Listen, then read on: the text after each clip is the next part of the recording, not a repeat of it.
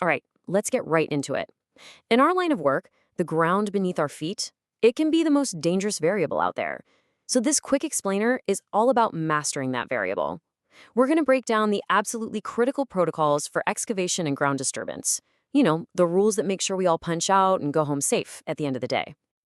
Look, you know this job. You wouldn't be here if you didn't. But we all know that complacency, well, it's a killer on any site. So let's just treat this as a critical safety refresher, a quick check-in on the absolute non-negotiables. Because the real goal isn't just getting the job done, it's getting home safe every single time. So, your role on site. On a truly safe site, there's zero ambiguity. It should run like a well-oiled machine, where every single person knows their part to play. So let's dive into that playbook and get crystal clear on who is responsible for what. Okay, so this really gets to the heart of it. On-site safety is a partnership, plain and simple. Think of it like this. Supervisors, you're responsible for the setup. That means providing clear instructions, planning for every possible hazard, and making sure the right equipment is ready to go. Now, for the workers on the ground, you own the execution. That's inspecting your gear, identifying hazards as they happen, and, this is huge, immediately reporting anything that feels off. One side plans, the other executes. It's that constant back and forth, that system of checks and balances that really works. All right, section 2. The pre-dig checklist. The safest jobs are the ones that are totally set up for success before a single shovel even hits the dirt.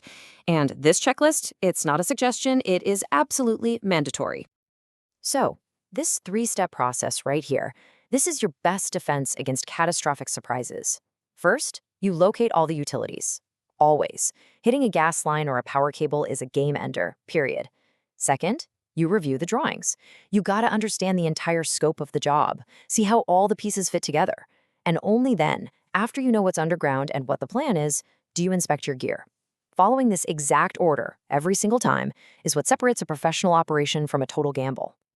All right, so the planning is done. Now let's talk about the rules of engagement once you're actively working in and around that excavation zone. This is where the rubber meets the road. Okay, these are the mandatory do's. And you'll see they scale up as the risk gets bigger.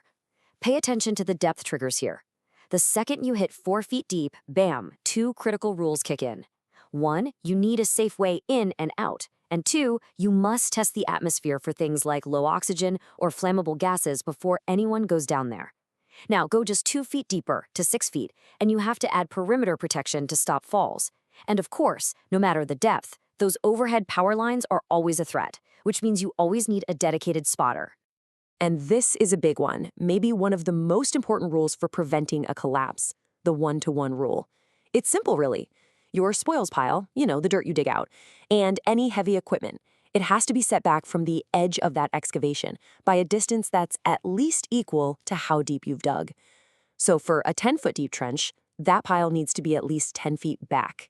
It's all about keeping that immense pressure off the edge to prevent a cave-in. Okay, so we've covered the do's. Now, let's flip it and talk about the don'ts. These are the absolute red lines, the things you just never, ever do. We're talking 0 exceptions.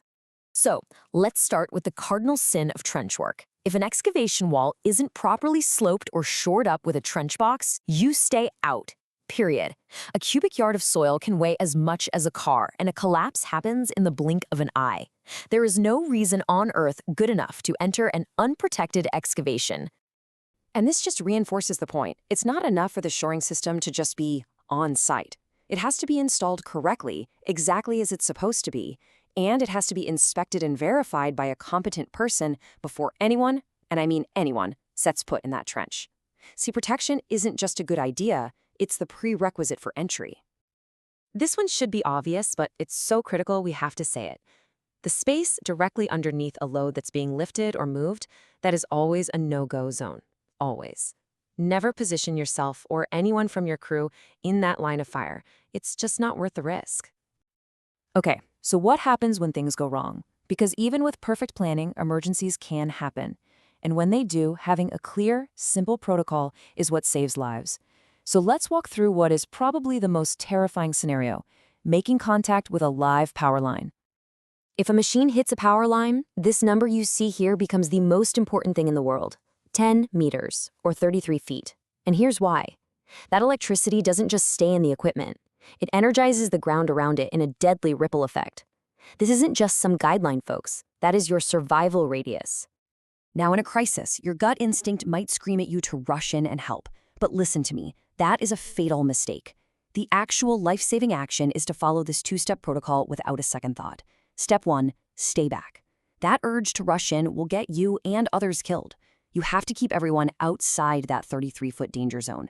Step 2, call for help. 911, the utility company, they are the only ones equipped to handle this.